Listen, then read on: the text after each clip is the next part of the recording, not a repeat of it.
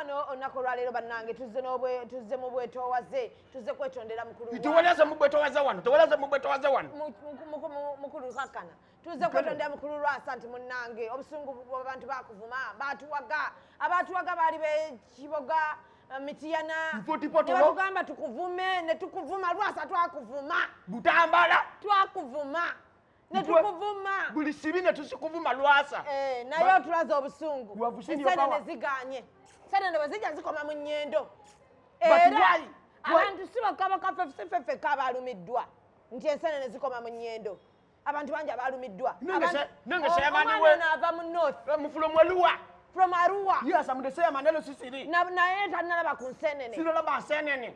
Why? Baganda yatugamba ono muvume Lwaasa buli shemo. Kuvuma Lwaasa. Wavuma Lwaasa? Yes, ayinze nevuma Lwaasa. Video ya Luwa yona ateli asachemanyi. Nevuma Lwaasa. How can a man be with that sing? Which sing? That sing. Nge Lwaasa yatambulirako. Lwaasa italia mulodo, Lwaasa italia mwetango. Mwetango goide che. Baganda yatugamba bwatyo. Lwaasa tanywa masi ya kitogo.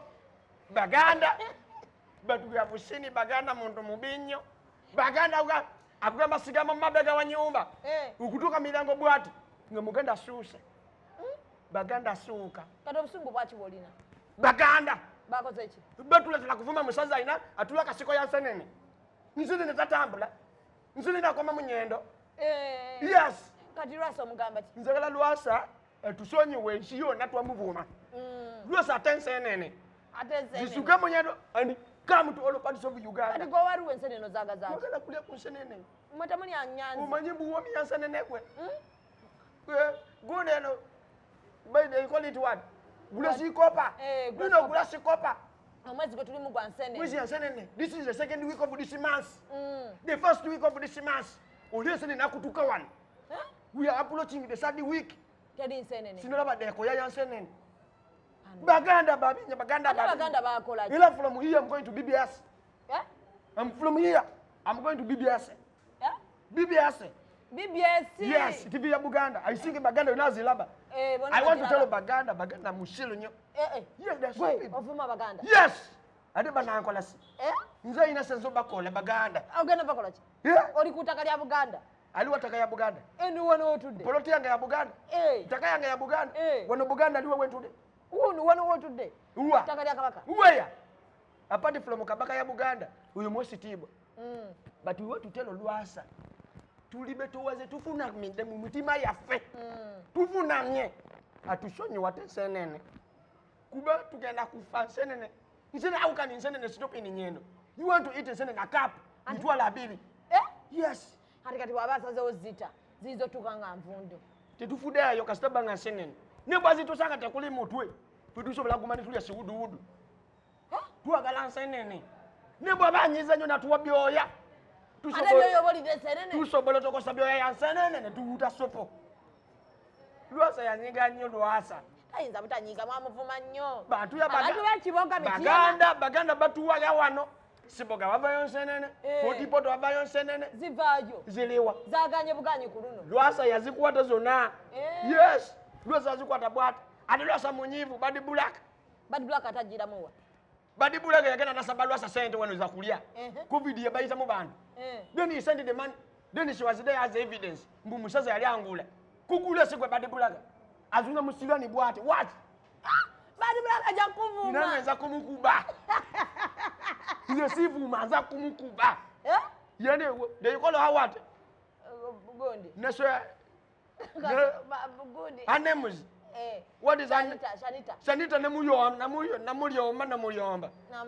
Inza kukuba namuyomba. Bebali kukasika akakунga bantu kuvuma Lwaasa. Kati fe tugenda kwa kukunga kulya nsenene. Yita Lwaasa kuweye ebikopo bimeke byensenene. Nze ne bwampa kitundu sa kikopo. Ne bwampa kaziko kamwe kati. Mukulu Lwaasa Manueli. Tuli wano wazinoza nazi. Tukwetondera to akuba yiye akuba wumba. Kakanya busongo. Kakanya busongo nsenene natuke mu bantu. Nsenene zive mu nyendo zize in all parts of Uganda. Okute nsenene okwati de nyendo. Twagala kulya ku nsenene. Wetumukubira simu hizo gena ino mwetondera. Lwaasa. Yes. Even meeting him. Nze sola kufuka mila. on the part of Noza Nazi onule. Twagala kulya ku Ensenene. Ate fa Baganda basigadde. Baganda muli babinyo. Baganda mwatu tijuza tujesa muti ni mukama vuma. Then you abuse the man everything. Buli simwe yali kulasa twasivuma. Then you are here, you turned against us, Baganda. Baganda limushele nyo. Baganda you're so stupid. Apart from Lwaasa and Sabasaja Kabaka ya Buganda. But they lost.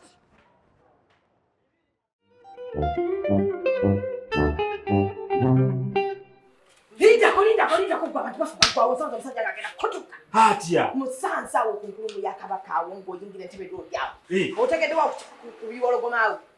Otegedde wo kubiwologomaawo. Nze ntegeddewo nyunyula bana batamanyi. Awo kubiwologomaawo kunte ye fort yawo.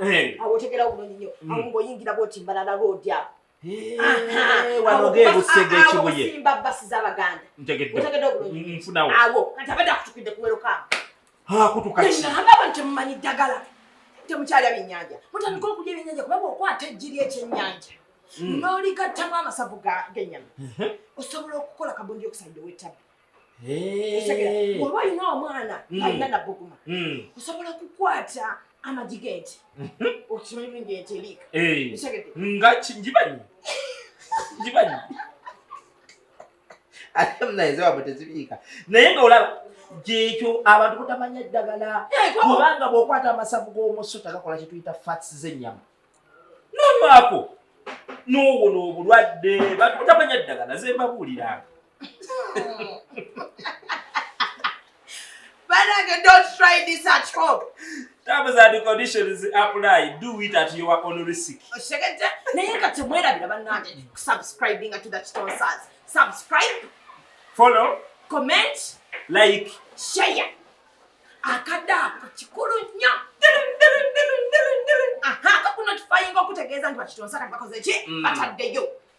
Tegeeza mama, tegeeza jajjawo, kojjawo, baabawo, mama w'omwana, jajjawo, yenna gwe wakyawo. Nti munnange TheKitonsaz bataddeyo. Era munnange omugambe kyeyalingira mugambe tosubwa kandi tokalabangako. Tobeera wattima. Kojja wa jjajja wa ssengaawo mu anko wo mutegeezeeko aligambe muganda wa nnyoko abeere ng'akola ki? Ng'asubscribing. Okitegedde era mukitegedde. Ka notification ako kakuyambako okutegeera nti buli lwa Monday ssaawa 9:30 tuteekayo. Buli lwakutaano ssaawa 9:30 ne tuteekayo. N'olwokusatu nga tufunyewo challenge nayo ne tukola ki? Ne tuteekawo. Kati ennaku zikwate. Monday 9:30. Lwakusatu at any time 9:30. Friday 9:30. Mwebereremu. Tell your judge to tell your mama to tell your uncle that TheKitonsaz is alive and king. Thank you for coming.